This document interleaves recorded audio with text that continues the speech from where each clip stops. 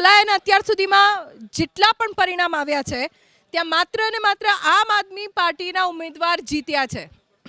દ્વારકાનું સલાહ કે જ્યાં આમ આદમી પાર્ટીના ઉમેદવાર જીત્યા છે. દ્વારકા એટલે આમ આદમી પાર્ટીના પ્રદેશ અધ્યક્ષ ઈસુદાન ગઢવીનો વિસ્તાર છે અને ત્યાં સલાહમાં આમ આદમી પાર્ટીના ઉમેદવારોનું જીતવું અત્યાર સુધીના પરિણામમાં આ કેટલી મોટી વાત છે.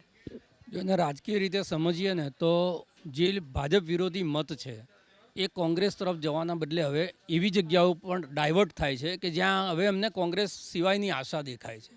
એટલે આ ચિંતાનો વિષય 100% કોંગ્રેસ માટે છે અને કોંગ્રેસની એક રીતિ રહી છે કે તમે જુઓ ને સારા કામે કોઈ નીકળે ને એટલે સુકનનો રૂપિયો આપવાની આપણા ત્યાં પ્રથા છે. તમે અમદાવાદ મ્યુનિસિપલ કોર્પોરેશનની અંદર નારણપુરામાં ખોટું મેન્ડેટ આપી અને એક સીટ બિનહરીફ ભારતીય જનતા પાર્ટીને આપી અને એ વખત સુકન કરાયા હતા. લોકસભા વખત સુરતમાંથી એક સીટ બિનહરીફ જીતીને ભારતીય જનતા પાર્ટીને સુકન થયા હતા. અત્યારે 4 નગરપાલિકા બિનહરીફ ભારતીય જનતા પાર્ટી લઈ ગઈ. 162 ઉમેદવારો જે છે એ બિનહરીફ પહેલાં ચૂંટણી પહેલાં જ જીત્યા હતા. જેટલી ટેલી કદાચ ટોટલ કોંગ્રેસની થશે કે નહીં થાય એ શંકા છે જે રીતના પરિણામો આવી રહ્યા છે એ રીતે. એટલે ચોક્કસ વાત એ સાચી છે કે લોકો ભારતીય જનતા પાર્ટીનો વિકલ્પ શોધવાના બદલે વિપક્ષનો વિકલ્પ શોધી રહ્યા છે. ને આપણને વિધાનસભાના ઇલેક્શનમાં પણ દેખાયું હતું કે જે ટોટલ વોટ શેર ટ્રાન્સફર થયો આમ આદમી પાર્ટીમાં, જે 42 લાખ વોટ આમ આદમી પાર્ટી લઈ ગઈ, એ ટોટલ વોટ જે છે એ કોંગ્રેસનો શિફ્ટ થઈ અને આમ આદમી પાર્ટીની અંદર ગયો હતો.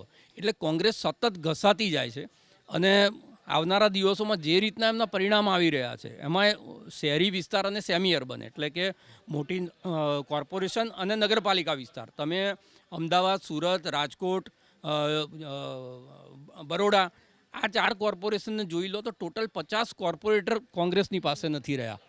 એવી સેમ સ્થિતિ સેમી અર્બન એટલે કે નગરપાલિકા વિસ્તારોની અંદર થઈ રહી છે. ગઈ વખતે જે પરિણામ હતા એ પરિણામમાં હજી સુધી ખાતું પણ કોંગ્રેસ ત્યાં આગળ નગરપાલિકા વિસ્તારમાં ખોલાઈ શકી નથી. એટલે અર્બન અને સેમી અર્બન જેની ટોટલ વિધાનસભામાં મળીને લગભગ 62 જેટલી સીટો થાય છે, 62 સીટ ઉપર કોંગ્રેસ ભારતીય જનતા પાર્ટીની સામે કોમ્પિટિશનમાં નથી એવી સ્થિતિ ઊભી થઈ છે.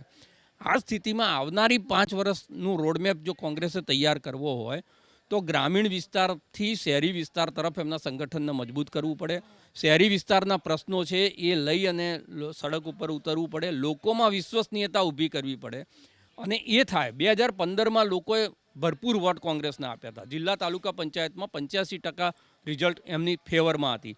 5 વર્ષ પૂરા થતાં પહેલાં 80% જિલ્લા અને તાલુકા પંચાયતોમાં ભંગાણ થયા અને એ કોંગ્રેસ પાસેથી જતી રહી. તો તમને એક મોમેન્ટમ મળે છે, એનો આધાર લઈ અને તમારે આગળની રાજનીતિ નક્કી કરવી પડે. 2015માં તમને જે રિઝલ્ટ મળ્યું છે એ 2017માં એને બેવડાવો તો તમે સત્તામાં આવો.